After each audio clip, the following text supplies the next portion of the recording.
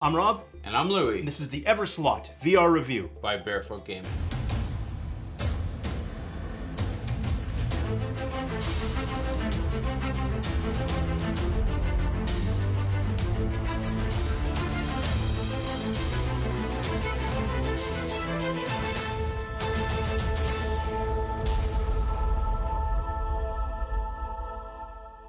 Rob, Everslaught, what is it about? This is kind of it's a procedurally generated combat game. It's not a role-playing game, but you can upgrade your weapons, you can upgrade your base, you can progress, but you keep dropping into the same procedurally generated dungeons. The same game loop. Yeah, and it does feel a little bit similar, but I mean, that's not always a bad thing. And the developers are still working on this. Louis, I want you to talk about combat. I am going to talk about combat. There's a sword that is your main weapon for slashing and such, maybe even a little stabbing if you care to do that. Pokey. There's a shotgun gun on your wrist, as well as Grappling hook. A grappling hook. I cannot remember that name for the life of me. And what else does it do? It will heal you if you make this motion, and a needle will pump the blood of your enemies into your arm, making you feel so much better about yourself. So everything in your gauntlet is powered by your enemy's blood. With the exception of the grappling hook. Right, yeah. But everything else, as you kill enemies, you're able to get little capsules that you can fire into your wrist, like Lou was saying, and the shotgun that it fires off, those bullets are powered by blood, and if you don't have enough blood, well... Yeah. So the game works on smooth locomotion, right? You only use your joystick to move yourself around, or your trackpad or whatever if you're using your Vive. Now, the game also utilizes a grappling hook, okay? So you can either use it to pull yourself towards the enemies, or you can use it to get up and down certain levels. You aim for these little gold or brass colored things that'll pull you up over the edge. Now, I think their fear is that will make a lot of people more motion sick. I found that was actually done pretty well. So this game doesn't look as extreme in person, I found. If anything's gonna make you a little bit motion sick, it's probably the dash or the dash jump.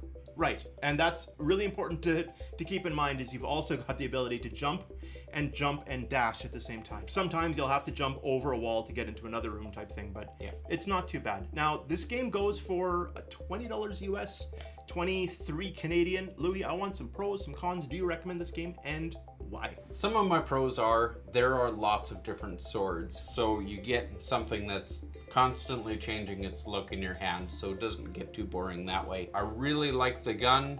It kind of saves your life when you're getting overcrowded in enemies, and you can take a couple pot shots at them and drop all their health. One of my cons is, it's the same gameplay over and over and over. And I don't mean the game loop as a whole, because that's almost every game.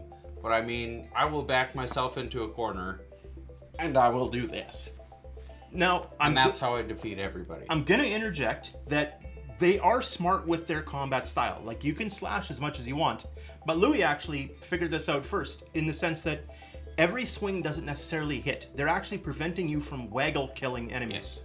So which is my ideal form of killing enemies. In the real world. But well, aside from that, instead of just swinging as fast as you can, it'll only count your hits sometimes if you're moving that quickly. It's really smart on their part to actually limit that whole waggle kill, because it doesn't feel good. And your swords will have a number attributed to them, and that will be the least amount of damage they can do, as well as the max. So the accelerometers in your controller do have something to do. If you're swinging as hard as you can, you're gonna hit those max numbers every time. I can't get past that. I mean, there's no skill that's involved in this game, apart from maybe shooting people at long distance. And what's the point of upgrading and sharpening my sword if I'm gonna get a new sword 2 or 3 times every level anyway? I mean, unless it's absolutely god-tiered, there's no point in me keeping that sword. Yeah, if it's really pretty, maybe I'll put it on the stance for decoration, which I can do with a couple of them.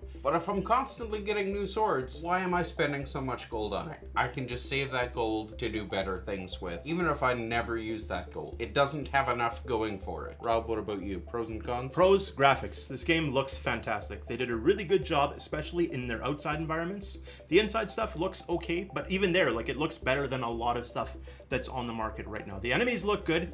I wish there were more enemies. There's about 6 in total.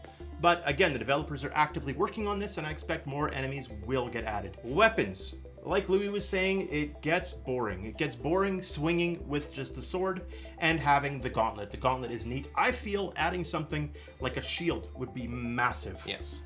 It would change the way you were able to experience a fight, so that when the archers are firing at you, that it's not just circle strafing.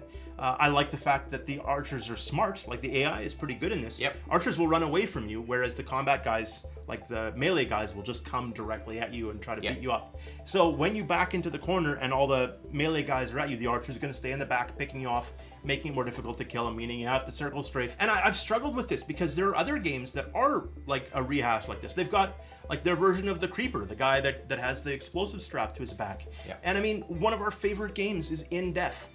Right, which does a lot of the same things this does. It has a limited number of enemies. The procedurally generated levels still always kind of look the same.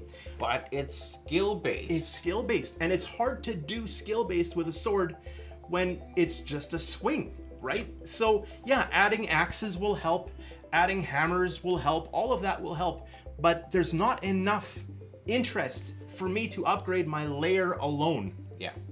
To keep me wanting to play this game, because the combat is a grind for me. And again, they've done a good job with the combat. Yeah. It just needs something else. I actually wish this game was an archery game. Yeah. I'd play it totally different, but it's not. And yeah, I struggle to recommend this game myself. Yeah. I would say the developers are actively working on this, and watch this game. Yep. Take a look, because honestly, it will stand out from everything else that's been out there, because again, looks really good, and they've done a good job with adding features. It's just not there for me now. Yeah. Whether that will change, I hope it does. Yeah. I wish the very best for these developers. But that's my take. I'm sitting at a watch it, don't buy Everslaught just yet. Yeah. And that's my opinion as well. So that's our review. If you have questions about this, or if you're angry and you just want to let us know how wrong we are, we're fine with that too. Our only goal is ever to give you our opinion and hopefully help you make up your mind to decide what's right for you. Yeah. Don't forget to subscribe, like, comment. We love hearing from you, and we will talk to you again really, really soon. See ya.